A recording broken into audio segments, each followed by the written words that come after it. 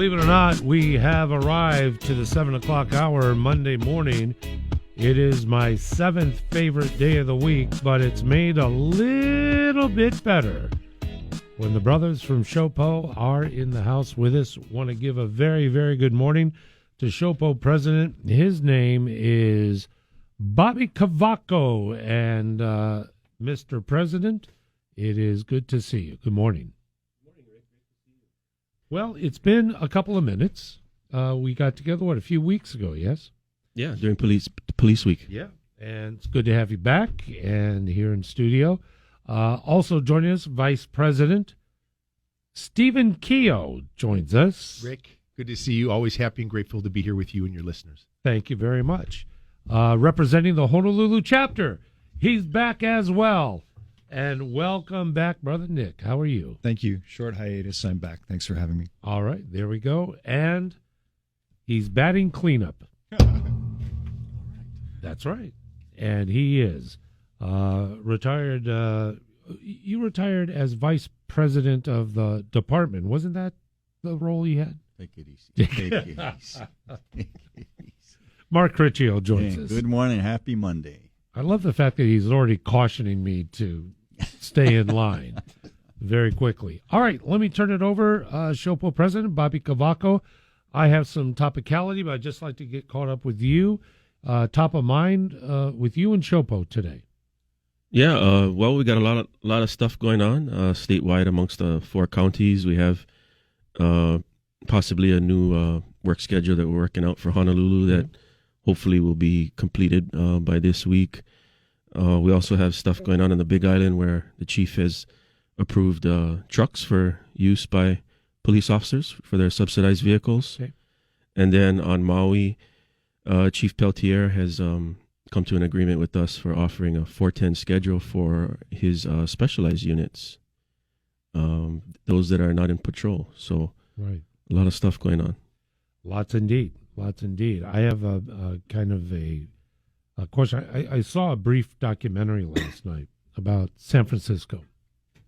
And there's even a story that was reported locally. This has to do about organized crime retail. The incredible amount. A Whole Foods, with iconic retailer, opened in San Francisco downtown, less than a year, closed up. Couldn't contend with the thievery and all the other. So I'd like to get your take on where are we here at home in regard to retail shop. It's more than shoplifting. I mean, it's like an organized effort. We had an increase, I believe, to the threshold. I think to now $750 is the cutoff for misdemeanors. Just your take, and if you don't mind, I'll start with Nick, if you wouldn't mind, and then I'll come over to Brother Steve. Where are we in retail crimes? Well, it's pretty alarming to see what's happening on the mainland, particularly in California and San Francisco. And I think all of us in law enforcement here locally have just been cringing, saying, geez, I really hope this doesn't come down to Honolulu and the outside counties. I mean, has it been going on here? Yes, it has. Has it been going on in such a highly organized fashion? No, I don't think so, at least not yet. But from the union standpoint, when we're watching this very carefully because, again, going back to what we've said in several programs in the past, this deregulation and this insistence on just looking the other way when it comes to property crime, especially here in Honolulu. I mean, that's a really bad idea. And we really suggest the public pays close attention to what its legislators and what its prosecutor's office are doing with these crimes. Brother Steve, D1, I mean, you confront everything. Sure. I'm going to agree with Nick on his comments, and that is we're fortunately as a community in all the counties statewide, I don't feel that we're at that level that the mainland is at, but something to keep in mind, Rick, and that is this. These gangs of criminals are emboldened because they realize that with that threshold, there's a lot you can take and not worry about prosecution. Plus, these are cities that have, and we talked about it many times on your show, bail reform. So there is this blend of many things that are influencing these gangs to make these decisions. And let's remember too, if from a business standpoint, Rick, if you have these large retailers that are deciding to close up shop, they have the resources from other stores that can technically cover losses from other stores. Could you imagine how this would devastate mom and pop businesses? If Walmart and Walgreens and CVS are leaving downtown San Francisco, there would be absolutely no way a mom and pop business could make it in that community. Mm-hmm. And I think it's imperative and incumbent upon us that we want to live. We don't want to live like that. And because we don't want to live like that, we need to make sure that I think as a community that we hold leaders accountable and make sure that political leaders understand that's not how we want to live, and that we stay vigilant with this bail reform. Because again, before these things are committed, these gangs of thugs, I wouldn't say they're intelligent, but they're not stupid. They weigh the pros and cons of what they're going to do. We've seen it on the TV. People were going into the stores, Rick, right? Taking items, and then just walking right out. We want to make sure that here in our community there is consequences for bad behavior. And Brother Mark, I mean, it's up to $100 billion nationally of loss to retailers. Your thoughts about this issue? Yeah, so like Nick and Steve said, we have it here. We got some shops, but we're not as bad as the mainland, let's put it that way. And I think our legislator recognized it years back when they passed this habitual property crime law, right? However, you need to enforce the law. It'd be nice if you enforced it, because it'll be less, So again, with this bail reform, if this bail reform goes through, you're going to see it like the mainland, because there's no consequences. Mm-hmm. Why not, right? So like I said, we got to keep the pressure on the prosecutors, keep the pressure on the legislature, and the other thing too is, right, when they pass a law, how about you prosecute the law? Don't look at it like, oh, I think it's against homeless people, or I don't think it's fair. Too bad. That's a legislator's problem. Your job is to prosecute. Your job is not to interpret the law. Okay? Just follow the law, and you're going to see a lot of this stuff drop. Yeah. It's just cautionary tale for one and all, and I would hate to see the brazenness. I mean, I've seen video, as you gentlemen have, of just, and on top of that, there has been loss of life in these thievery moments. A gentleman at a Home Depot that was just at the door as a greeter and a receipt checker got violently pushed. He ended up dying. And when mom and pop, they tried to defend themselves because it's their family business. I know it's not recommended that you do, but they feel compelled. You're stealing from our family, and they're going to try and intervene. And word of advice for retailers, big and small, to be prepared. I just think it's an inevitability for what you gentlemen have cited. No consequence at that level. One of the gentlemen want to chime in? Advice to retailers, etc. Well, Rick, I just was going to say that actually in San Francisco and places like that, it's gotten so bad that retailers like Target, they're actually locking up almost 80% of their products. So it kind of has an effect on everybody else, where you walk into Target and you want to get something and it's locked up. Now you got to go find an employee, ring the buzzer. They got to come open it, grab it for you. So yeah, it has a profound effect on everybody. I'll tell you, Walmart, when it was open downtown, of all things, frozen seafood was under lock and key. If you wanted to buy shrimp or fish fillets or something like that. But then down the piece, well, beer's all open. I mean, I saw on the news, too, they're locking up ice cream, too. Ice cream? Really? Yeah. Well, that's because of Bobby. I mean, we just have to... Yeah, it's, like you said, everything's got to be locked up. What, is that a way to live? That's great.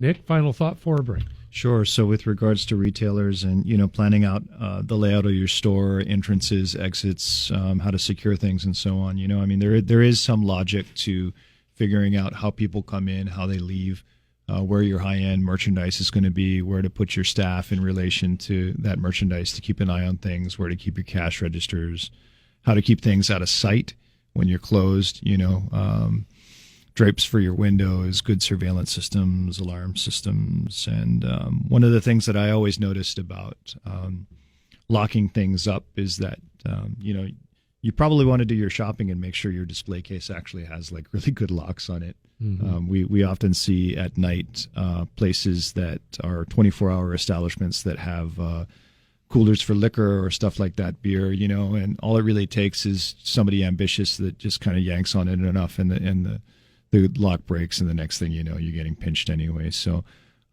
definitely put some thought into those kinds of things if you are a retailer. I'll also, when we come back, I'm going to pose a question of how to be a good witness, because it's so imperative that in the enforcement of the law. And we'll even get into a little bit about video, and not the assumption that it's in the home. It can be elsewhere, given what we follow. The SHOPO Hour is upon us, and we're going to return with our fellas in just a moment. Primetime traffic now. The SHOPO Hour continues. It is 7:23. Hey, by the way, telephone calls at 521-8383. We have our fellas in studio. We're going to address a lot of topics, but if you have something on your mind relating to our HPD officers and questions associated, give us a call. I had mentioned before the break about being a good witness and how important it is. That can even get into video utilization, etc. Advice, directions. Who would like to share in regard to us being good witnesses? So one thing I'd like to say to people who do witness situations like that is often you're so pressed for time that you don't have the time to stop, and that you don't have the time to wait and report or call the police. It is okay if you have witnessed something, a crime, a motor vehicle collision, something like that, to get to your destination and call us and let us know when things have settled down and you have time. I highly encourage people who are in a rush or just can't stop to do that. Having a witness is so invaluable. And even if you don't have the time to wait around for officers or whatnot, if you provide people like business owners or victims of crime your name and your contact phone number or something like that, or even if we show up and you just say, listen, I just can't stay, but this is my personal information, hit me up at another time, that's invaluable as well. So that's part of being a good witness. And please don't think that just because you're pressed for time or you can't stay that you can't help, you can't contribute. There's so much that the potential is great.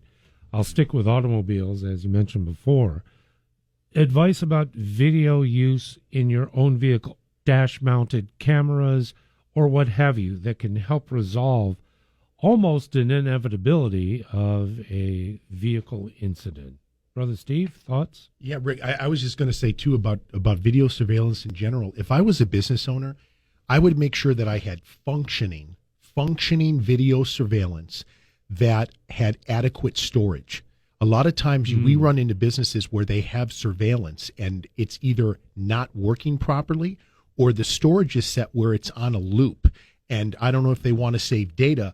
If they record an event that occurred, it may have been overlapped or not saved. So video surveillance is totally key, but you want to make sure that it's functioning at the time. The cameras, as Nick alluded to, are pointed at the right angles. I wouldn't skimp on it because, again, I think we can all appreciate that when we see Crime Stopper bulletins, video is really powerful. Important. Yeah, exactly. Yeah. And as far as the car thing goes, look, I think if you to have your peace of mind, if you want to have video in the car, that's okay. But my thing is, I always, like with the front mounted cameras that you see people put on underneath their rearview mirrors, we want to make sure that as a motorist, as a driver, you're not looking at that camera rather than looking at the road. So I think the cameras, and don't get me wrong, the cameras are there to speak for you. You can say, hey, I got into this accident. It wasn't my fault. But remember, Hawaii is a no-fault state anyway. This is for maybe frivolous things of, to control any maybe civil liabilities that could come from a motor vehicle collision, either with another vehicle or with a pedestrian. So, hey, if you want to do the cameras, have at it. Again, adequate storage, functioning properly, and don't get distracted by the cameras while you're actually operating your vehicle. Mark? I'll go back to the being a good witness. Mm-hmm. So, like we alluded to before, it's like you have these shop owners, or maybe you might be a patron in one of these stores, and then you got to think twice about getting involved, right? First of all, are you proficient in, let's say, if you have a non-lethal weapon or something to stop this person, right? Are you proficient at number one? Number two, as we see in the mainland, you could be kind of 100% right, and they're going to prosecute you. Think about it, right? Mm-hmm. So with that, be a good witness, right? Get as much information as you can, and like Nick alluded to, you could call at a later time. You don't have to stick around. But you got to weigh the differences. Yeah, I know you want to get involved. I know you want to do something. That's just human nature. But, you don't know what this guy's on, right? You know if he or she could overpower you, right? So there's a lot of factors involved. But there's nothing wrong with being a good witness. Gotcha. Quick question, because it's already 7:28 in the morning. When it comes to if an incident happens to somebody either at home, at work, out on the street, etc., say it's a property crime, and it's maybe someone stole some things out of my car, whatever it might be. I mentioned before about valuation and the differentiation with misdemeanor. Is there a policy in regard to the dispatching of an officer vis-a-vis the option of, and do we have that option of filing a report online? So in other words, we're, struggling to make sure that we have enough officers on the beat, freed up to respond to various crimes. When it comes down to a crime of minimal, such as property, do we have the option to file the report online? Actually, the option is there that the department provides. Its ACS, or alternate call servicing. Okay. So they would still call in their complaint to report the crime, and then they would be switched over to a sworn police officer, and then they would take their statement about what happened over the phone. Okay. And then would be your statement, and then what happened, and then if there's anything at the scene that needs to be processed, like evidence, dusting for fingerprints, the officer will then send somebody there on a follow-up to complete those actions Gotcha. at the scene. Say, I didn't know. I didn't realize doing it over the phone. Can we assure our friends that, listen, simply because you're not face-to-face with an officer, that does not impede the investigation of what took place, correct? Yeah, absolutely. Yeah. And for some of those crimes that are, not to say they're meaningless, but where there's no suspect involved, a lot of times, victims do choose that option because of time constraints, or they just want to file a report for insurance purposes. So, is that option expressed to them when they call 911? Would a dispatcher advise? Yeah, I believe the dispatcher does take into account the totality of what's being reported over the phone, and then will properly, place that call into whatever fits. So, if the dispatcher feels that it's something where an officer needs to respond, they'll send it that way, and if not, then they'll push it over to alternate call servicing and Gotcha. do it over the phone. It's 7:30 already, but just a side question. Does COM receive vexatious calls? Certain citizens that just for some reason love to give you guys a call every day, 2 times, 3 times a day, or etc. And how are those vexatious callers, how are they managed? Nick? So yeah, we do get, I guess the term would be some repeat callers or some frequent flyers. I had a patrol beat in Kaligi once where a gentleman would call religiously every night at exactly the same time to report nothing at all. And, our dispatchers do their best to try and screen out fictitious calls, but at the end of the day, it's the responsibility of the police department to come when they're summoned. And every officer out there who's worked a beat knows of somebody or a few people, during their shift in their sector that have a habit of calling and just wanting to talk, or calling and reporting things that aren't really anything at all. And so we try and do our best with that. I wouldn't call it community relations per se, but, at the same time, I mean, we do what we can.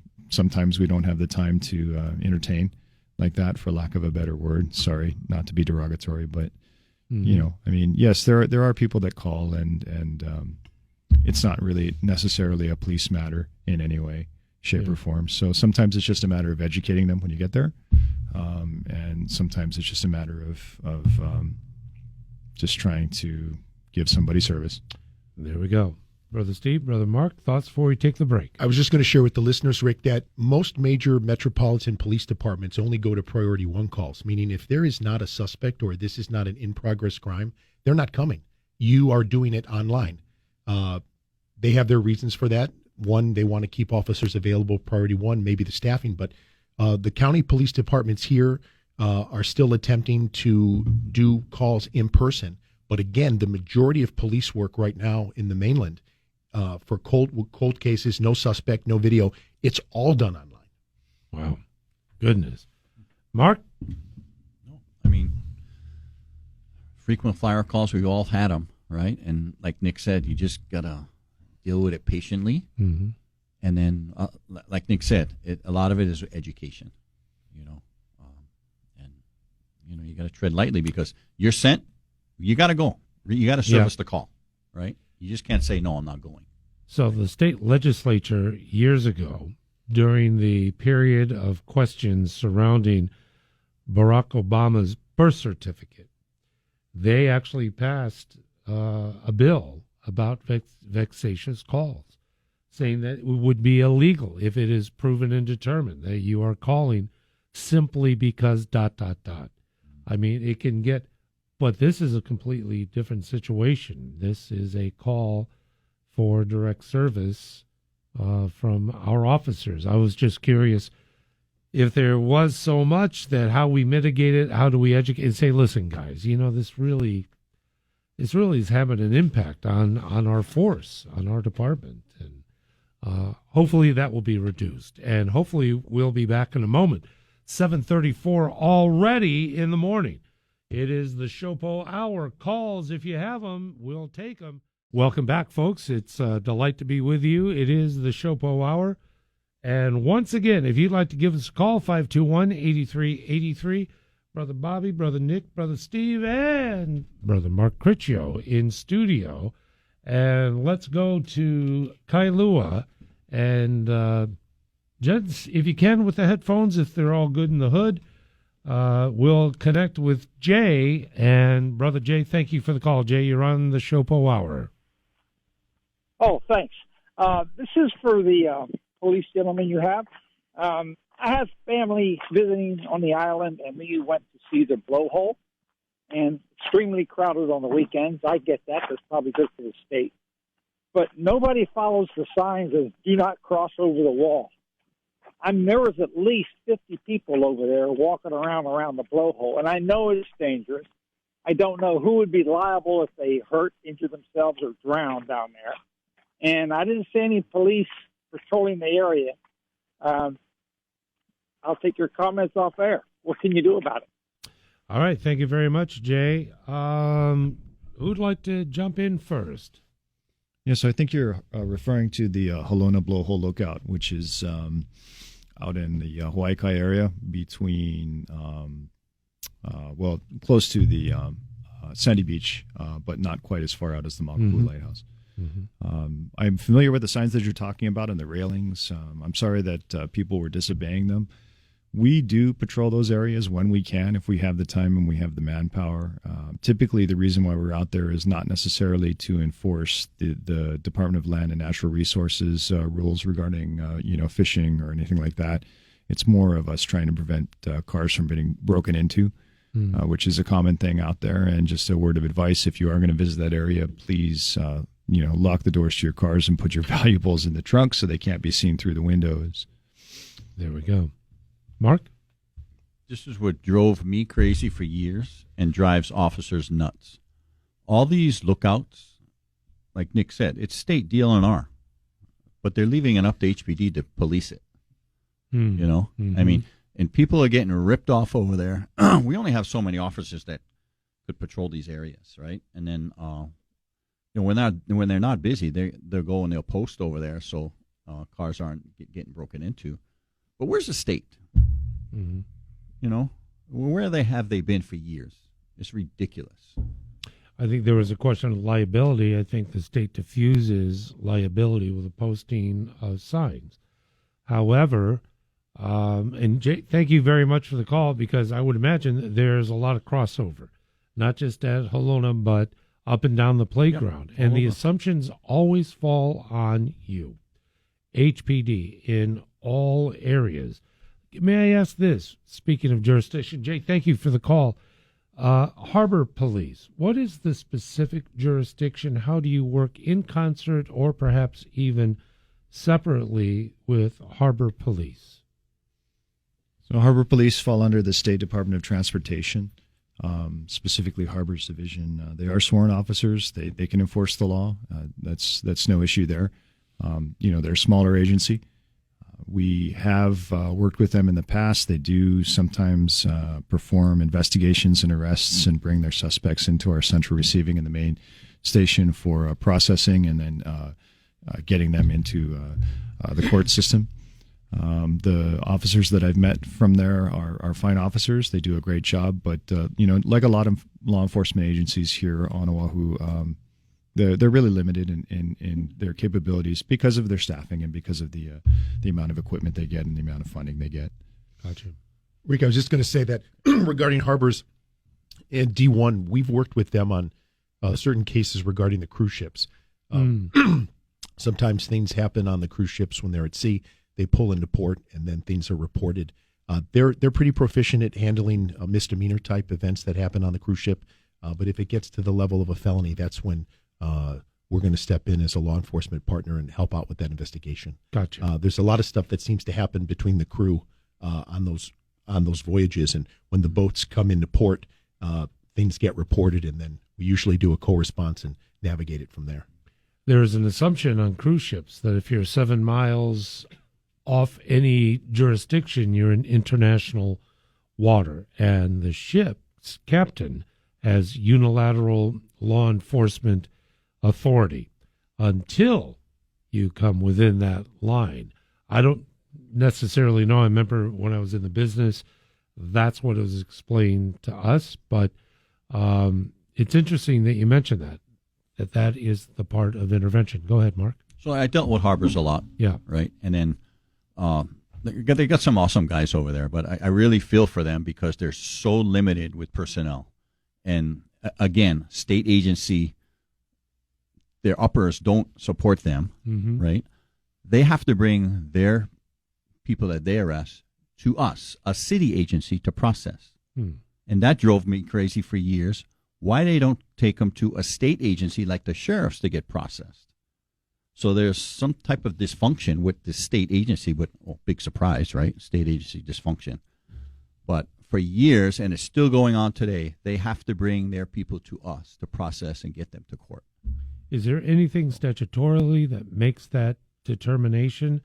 Has there been anything, for instance, if it is ensconced as this is the proper procedure and they're just bypassing because of convenience or any other reason, can there be a call to say, hey, this is the way it's supposed to be, let's enforce that? Go, I'll turn the volume up on your mic. Like I said, I just feel for these guys because they're caught in the middle, right? Yeah. They can't go over to the state sheriffs and process for some reason. I don't know what's going on over there. So they come to us, we help them out. They're really good guys, but they are so limited what they have to work with. So, Gotcha. Want to bring something up I think we've had a brief discussion about in the past, but in this regard, other unions. I'm going to mention HGEA and the UPW. The Honolulu City Council is urging that members of these two particular unions are awarded COVID hazard pay. I'd like to find out, is there anything in the offing for SHOPO and members, if there's any movement on a decision being made? Bobby? Yeah, well, we have 4 separate grievances, one for each county of our members, to receive hazard pay during the 2-year period where the proclamation by the governor, declaring the emergency. And in our collective bargaining agreement, it stipulates that a hazard pay can be awarded to our police officers for, dealing with that hazard. Our officers were, obviously, you can't work from home on the front lines when this, time period, it was a shutdown, and it was just something that had never been dealt with before. There were officers that would go to work, and then they wouldn't go home. They would actually sleep. Some would sleep in their car because they were afraid that they were possibly exposed during their shift, and then they just didn't want to go home and interact with their family to see they might spread it. So we do have the grievances in there, and it's all set for arbitration. But we're hoping that the 4 county mayors will do the right thing and give us some kind of settlement where we can compensate our members for their time and effort that they did during that challenging period. Is there an ETA of resolution? Well, it's one arbitration has already. We had a decision come back from that, and basically the arbitrator ruled that our members were entitled to the hazard pay. We met 3 out of the 3 conditions to receive it. However, the application process was flawed on the city.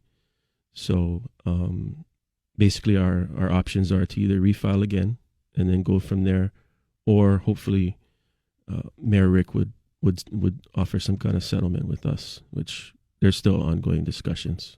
Gotcha. Thank you for that. Thank you for the update. And once again, the SHOPO Hour, this is exactly where you can learn more and learn about the men and women who serve our community. And if you would like to join us, 521-8383. Once again, we thank you for being a part of the program, and mics are on for our good friends in studio with brothers Bobby, Nick, Steve, and Mark, and covering some very good ground. And just momentarily, just in reference to our last part of the conversation, again, SHOPO is addressing issues of those who serve office of lieutenant down. Mark, during this period, you were on the job as a major and more. Your thoughts on this whole topic? Yeah, so first of all these officers during COVID, they went through hell. They deserve every bit of that hazard pay. And for the city to turn around and play their games, it's disgraceful, right? These guys went through hell. Going to work, you don't know who you're getting exposed to, making arrests. These guys are all infected, right? We had to take on the court system at HPD because the judges didn't want to get exposed in their courtroom or in the building. They wouldn't allow anybody in the building, not even their cell block, right? So it was incumbent on the city to take over a state function. And we set up court down in the receiving desk to do that. And we had to coordinate everything, right? So these guys deserve every penny that the union gets for them. And some of us, at the time, I was at a major down at the receiving desk. Again, I had to set up court down there. We were in the thick of it down there. So yes, we deserve it. Every penny of it. We're at 7:54, have just a few moments remaining. Had a couple of things, but I'd like to focus on one specific. That is the SHOPO Benevolent Fund. And I'd like to learn more about it, the mission, and can the public be of any assistance, and just a description, if you will, of the fund. Bobby, would you mind? Yeah, so the SHOPO Benevolent Fund was set up a couple of years ago to benefit those officers that were killed in the line of duty and their families that were left behind. And it was also set up to provide monetary assistance to those officers that were faced with a very difficult tragedy or something that happened to either the officer, the sworn officer. So currently, our benevolent fund, we're really trying to ramp that up because the board's vision of that fund is to offer scholarships to officers' children's to go to college. Like I said before, to give monetary assistance when tragedy strikes, such as an officer in the Big Island who had his house burned down. The family didn't have anywhere to stay, so we gave some money out of the benevolent fund to him and his family. And so we are also, Steve's working on trying to get the website donation portion set up so that members of the public can go there and just click on donate. And then if they want to donate to the fund, they can donate that way online. And then we also recently did a collaborative effort with Hawaii's Finest shirt company and did like a 2-week pre-order for Police Week. And so whatever the union made off of those orders, it's going to go directly into the benevolent fund. Gotcha. And then hopefully from there we can distribute it to our members. Thanks for that. Thanks for the update. And making sure in the last few moments we have, go around the table. Start with Brother Mark Criccio. Some thoughts before we head out on this Monday? Just have a good week, man. Just chill and have a good week. That's all I got. Because there's 4 of us today. Yeah. I'll go around the table because Steve's going to take a long time. Yeah. How's that? So that's why we'll start with Brother Nick. Nick, final thought before we go, and then over to Stephen. Sure. So I just wanted to say one more time, thank you to all the people who supported your local police during Police Week last month. The ceremonies were very nice. There was a lot of public support and a lot of people coming out and saying thank you for your service and what you do. And so on behalf of all the officers in the Honolulu Police Department and all the members of SHOPO, I just want to thank the public for that. Amen. Amen. Brother Steve. Rick, building relationships is super important, and SHOPO leadership had the opportunity last week, Thursday and Friday, to go to the Waikiki Beach Marriott.